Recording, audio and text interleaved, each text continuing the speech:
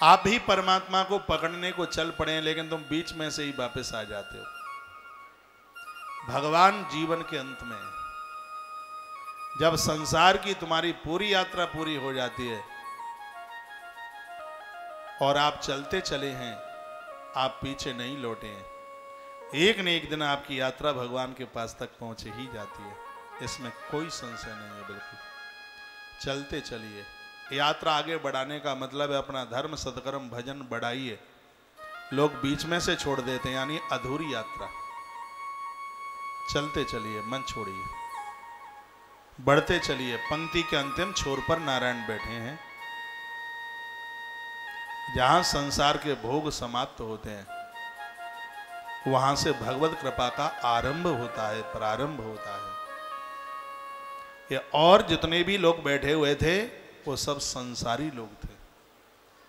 और जिस समय तुम संसारियों से दृष्टि हटाकर आगे बढ़ते रहोगे तो इस जिंदगी के एक छोर पर तुम्हें नारायण बैठे हुए मिल जाएंगे, उनके गले में माला डाल देना। भजन इसलिए आगे नहीं बढ़ पाता, यात्रा इसलिए आगे नहीं बढ़ पाती क्योंकि संसारियों के सौंदर्य को देख करके व्यक्ति फंस जाता है उसमें।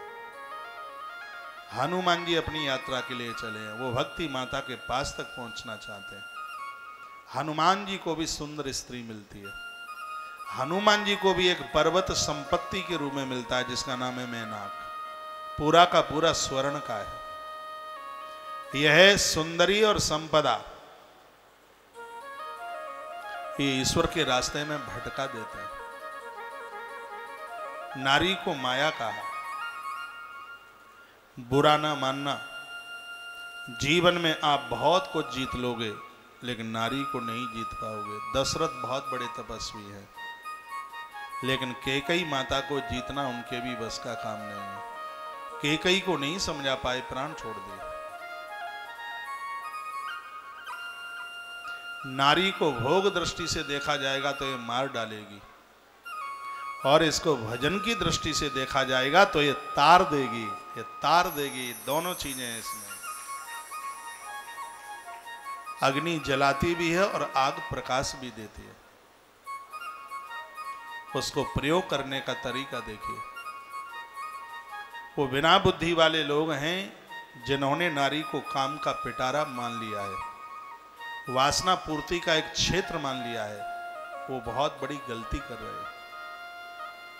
बच्चे भी बड़े हो गए हैं, पत्नी के संग बैठकर यज्ञ में आहुति डालिए, भगवान की पूजा कीजिए। ये वासना के दिन निकल गए हैं। अब अपने आप को बदल दीजिए। बच्चों के भी बच्चे हो गए हैं, तुम कहां गुमसुदा में हो? वहां से बाहर निकल करके आइए, यति बनिए, घर में रहकर भजनानंदी बनिए। नहीं तो नारी तारती है तो नारी भस्म भी कर देती है। वृद्धावस्था में अभी भोग दृष्टि बनी है, नारी जला करके राख कर देगी। इसको थोड़ा ठीक से प्रयोग करना सीखिए। इसको काम खिलौना मत मान लीजिए। बच्चे भी बड़े हो गए, बच्चों को भी बच्चे हो गए, सब जिम्मेवारियां सब संभाल रखी हैं।